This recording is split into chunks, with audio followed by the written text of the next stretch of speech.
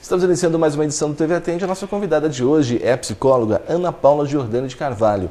Ana Paula, seja bem-vinda ao TV Atende. Muito obrigada, João. Ana Paula, uma dificuldade que muitas vezes é preocupação de pais e professores é a dificuldade no aprendizado.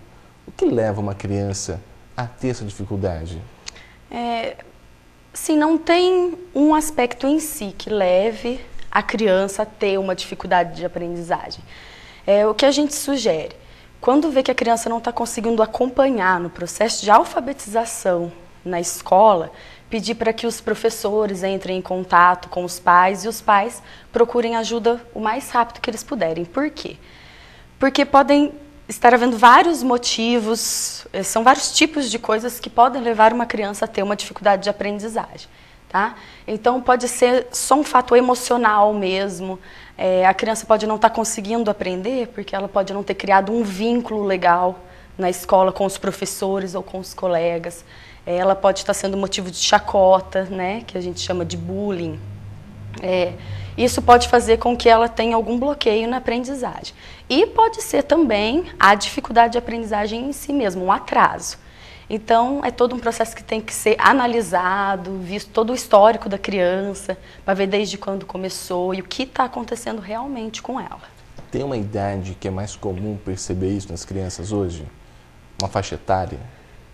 É no início da alfabetização mesmo, tá? Quando a criança passa para a escola, mesmo na pré-escola, ela já dá para ver se ela está acompanhando, se ela não está, quais as dificuldades que ela pode ter.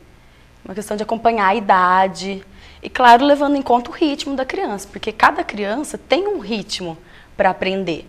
Então, ele pode ser um ritmo normal ou não. A gente tem que ficar atento nisso também, porque muitas vezes os pais se desesperam e acham que o filho está com algum tipo de atraso, mas é apenas um ritmo mais lento, mas não é nenhuma dificuldade grave. Ou pode ser também que o filho tenha dificuldade, o pai às vezes não quer ver isso e começa a deixar de lado, vai deixando. Então, chega uma hora que fica mais difícil tratar.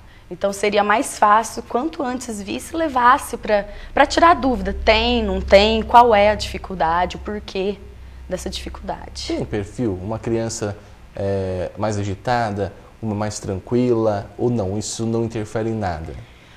Bom, nós temos bastante casos hoje de crianças com déficit de atenção. Tá?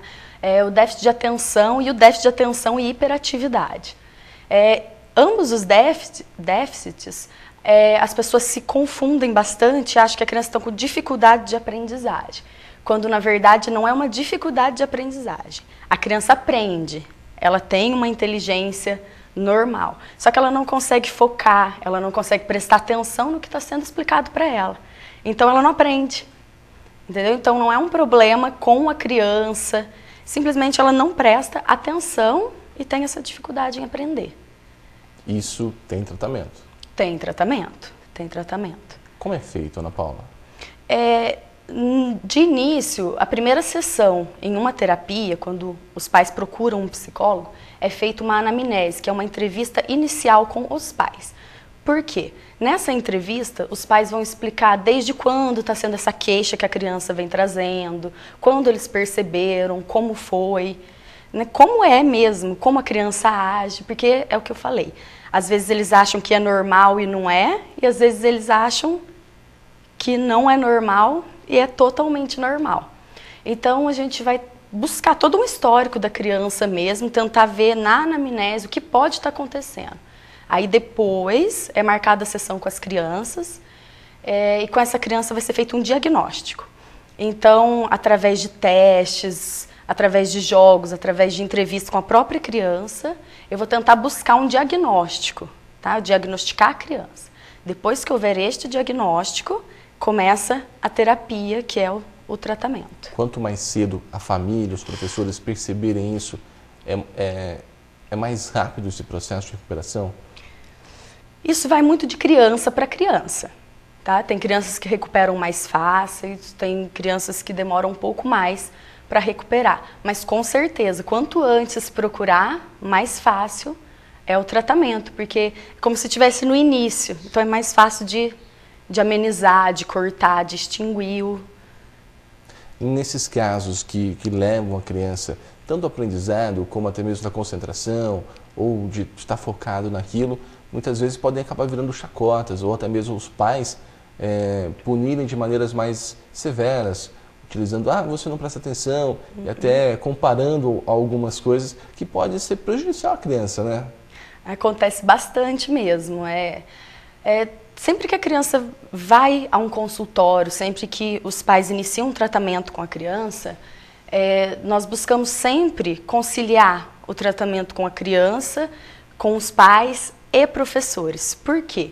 Na clínica, a criança não vai conseguir ter muito progresso sozinha. Então, eu preciso que todos os ambientes que ela esteja, ela tenha algum tipo de estímulo, que ela esteja sendo acompanhada, que todos usem a mesma língua, né? Que a gente fala, todo mundo fala da mesma maneira, tem o mesmo objetivo com a criança. Porque assim, todo o ambiente que ela for, ela vai estar sendo estimulada. Então, é mais fácil o processo. Acontece muito dessa criança ter algum processo que não está legal, algum déficit, alguma coisa, e os pais falarem que ela não sabe, que ela não aprende, que ela não sabe nada e comparar. Isso atrapalha bastante. Por quê? A criança que tem a dificuldade de aprendizagem, ela já tem uma autoestima mais baixa do que as outras, porque ela não aprende, então ela se sente um pouco inferior. Então, se os pais estão lá falando para a criança, olha, você não sabe nada, e comparando com outras, esse sentimento de inferioridade vai ficar cada vez mais forte dentro da criança. E isso vai impedir com que ela aprenda mais. Entendeu? Quanto mais baixa a autoestima, quanto menos a criança acredita nela mesma, menos ela vai conseguir aprender. Por quê? Porque a criança só aprende, só consegue fazer alguma coisa quando ela acredita que ela pode, quando ela quer fazer. Se ela não é estimulada e se ela não acredita nisso, ela não consegue. Então, se ela vira motivo de chacota, fica mais difícil, fica mais evidente esse sentimento ruim que ela tem de não saber nada. Você disse do estímulo, que o estímulo é importante. Desde de bebezinho é importante estimular a fala, a maneira de agir, até mesmo a criança iniciando na escola, os pais estarem estimulando a criança a ler, a escrever. Essa proximidade, esse estímulo é importante, até mesmo para evitar alguma dificuldade ou essa proximidade mostrar que existe essa dificuldade? Com certeza, o estímulo é sempre bem-vindo, né? Costumamos dizer que desde a vida intrauterina ali, o bebê já está aprendendo, ele está escutando. Então, quanto mais você tiver um diálogo com a criança, mais ela vai aprender. Quanto mais você conversar com ela, estimular ela, tanto na leitura, falar de maneira correta com a criança, tá? Por quê? A criança, nada mais, nada menos que vai imitar o comportamento de quem está convivendo com ela. Então, a família é o espelho da criança.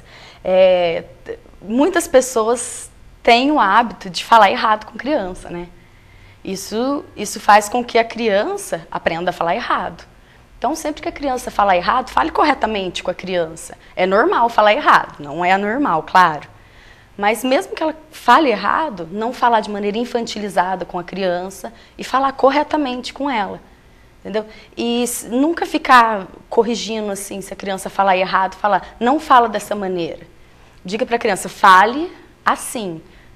Evite falar o errado. Sempre falando da maneira correta, porque é o que a criança vai imitar. Leitura. Existem livrinhos, desde pequenininhos, né? Livrinhos de borracha para levar no banheiro, para tomar o banhinho deles, que pode colocar debaixo da água. Então, o estímulo é o que não falta. Precisa de alguém para interagir com a criança e passar esse estímulo para ela, para que ela consiga cada vez mais ter um progresso de todas as formas. Nesse caso da dificuldade no aprendizado, nesse mundo corrido onde os pais às vezes trabalham e não tem tanto mais proximidade, como agir? É importante que os pais tentem se organizar de alguma maneira e consigam esse tempinho para a criança, porque é uma coisa que não tem como substituir. A presença é essencial, esse contato é essencial.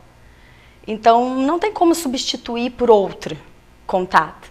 Então, é interessante que os pais se unam e encontrem, sim, independente da correria, qualquer coisa, um tempinho que for para estar junto com o filho, para brincar com o filho, conversar com os filhos, participar da vida do filho, ser ativo na vida do filho. Isso é o que mais leva as pessoas aos consultórios, vamos dizer assim, hoje com criança, a dificuldade no aprendizado?